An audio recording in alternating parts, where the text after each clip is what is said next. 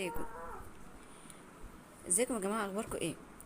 من كام ساعه كده انتشرت على اليوتيوب فيديوهات بتقول ان في خلاف ما بين الفنانه انعام سالوسة والمذيعه منى الشاذلي. والخلاف كان على ان منى الشاذلي كانت مستضيفاها في برنامج بتاعها، وسالتها عن ديانتك ايه مدام انعام سالوسة، فردت عليها وقالت لها وانت مالك، مالكيش دعوه، انا ديانتي ايه. الحقيقة طلعت بعد ما تداول المقطع ده جامد، طلعت والفنانة انعام سالوسة ونفت على صفحتها الرسمية الكلام ده، وقالت انا لم يعني يكون لي حظ ان انا اكون مع مدام منى الشاذلي، وان ده كذب وما حصلش، وان فعلا انا ما كنتش عندها في البرنامج وما سالتنيش عن الديانة بتاعتي.